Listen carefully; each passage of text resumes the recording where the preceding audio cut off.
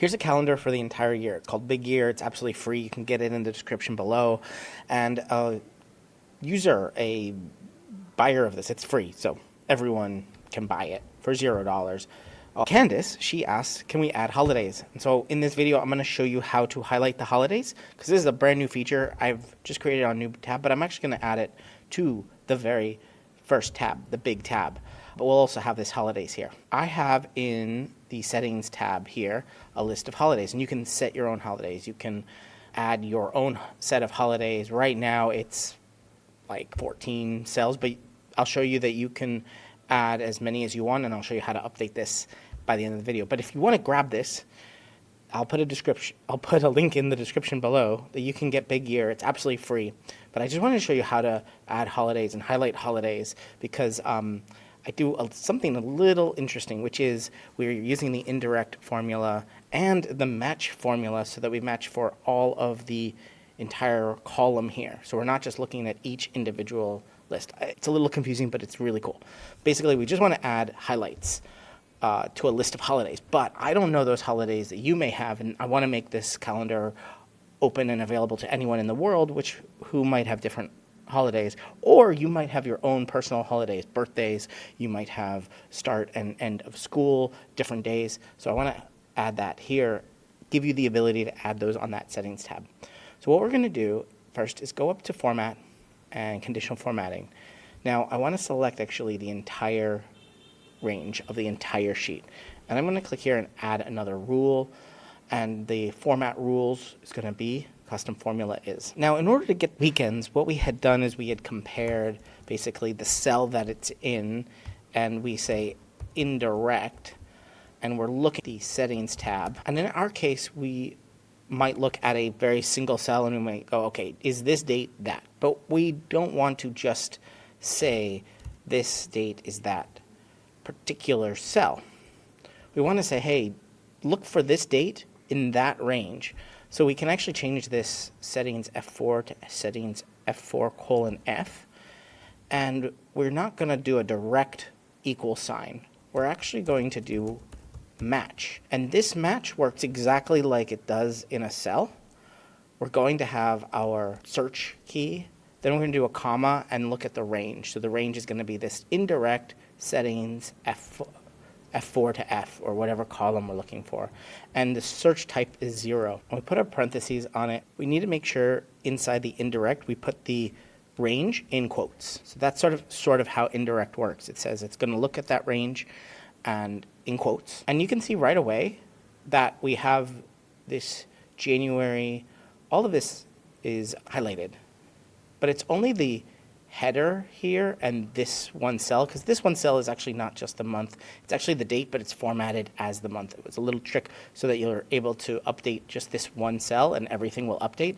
Basically the entire sheet is going off of this one cell for all of the dates. And so it looks like that's also the date of January 1st. So we need to do a few changes to this conditional formatting to make it really, really work. So we want to make sure we're only looking at the B column, because we don't want to highlight the whole month. We need to change then the match to B1 as well, so that it matches this B1. And you notice that both first and second are highlighted. That's because in our settings we have both the first and the second. And I'm going off of the F column. I will show you that and why that is in a moment. It's almost pretty much only because I'm creating this in the year 2025 for the year 2026, but it allows us to update it anytime for any year. So let me come back. Now, I have this one conditional formatting. I need to actually have two conditional formattings because we want to also color in the next cell down. So I'm going to go into this conditional formatting and I'm going to click add another. Why that is because it copies everything. And now all I have to do is change the range from B1 to B2. I didn't change the formula. And so now this, in the cell B2, it's going to look at B1. And it's going to translate that across the entire sheet and basically look at the cell above it for any match within this indirect. We can check this, by the way, in a couple of ways. 1 second. I'm going to change the color to be this pink, so that it really stands out against the blue. I'm going to click done, but I'm also going to go back to the other one and change that to pink as well. I really want it to stand out. Now, I did another date. I think it was December 31st. There it is. And if we go over to holidays in our settings, we can see we also have July 4th. So let's go check that. Here's July and here's July 4th. It's not highlighted pink. The reason is not because the formula is wrong. It's just because this conditional formatting over here on the right goes in order. Basically, it shows you layers. So if I want the holidays to be on top, I just click and I drag the holidays up, this pink one. Now, it's layering those on top of the blue ones. So you'll see holidays before you see weekends. If you don't want that, if you just want the weekends, and then if it's on a weekday, show it, then do the reverse. Drag these down underneath the weekend ones. There you go. Now, I want to share with you a little bit about the settings. So you're going to enter your holiday over here on the E column. But on the F column, we have another formula. And this formula is basically saying, if this is not blank, let's create a date. And we're going to take the year, whatever year is in B2 on that first big tab. We're going to take the month of your holiday that you've set and the day. So we get the year, which is whatever year your calendar is set to. We get the month, whatever your holiday is, and the day, whatever your holiday is. This is because I'm doing it right now in 2025, and all of the dates that I set are in 2025, but I want to match them against the day in 2026, because I'm creating that calendar in 2026. And this will be true in 2026 when you're trying to set the calendar for 2027 as well. If you're in 2026 and trying to set the calendar for 2026, it's not a problem. These dates will be fine. But when I'm setting these dates, the year is wrong. And so we're using this F column just to correct for that year. That's all. But the good thing is you don't have to touch column F unless you go down to the bottom and you're like, I need to put a bunch more dates in here. I have so many dates. And you add more rows, and then your formulas are going to disappear. So you need to copy this F4 all the way down.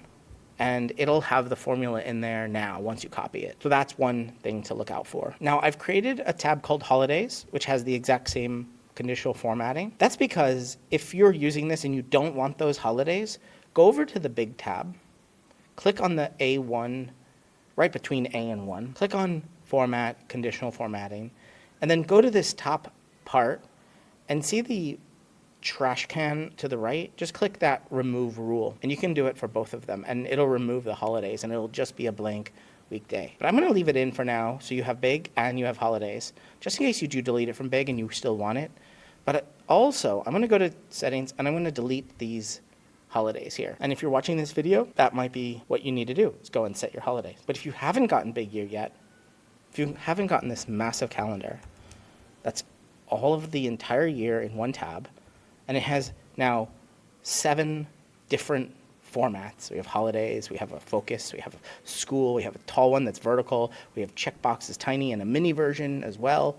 Here it is. That's the tiniest version I could possibly make of the entire year. Go grab this right now. It's absolutely free over at bettersheets.co/big year. You're watching Better Sheets here on YouTube. Make sure you check out this video or this video and subscribe right now to get more tips, tricks, how-tos. Get more out of your Google Sheets than you ever have before.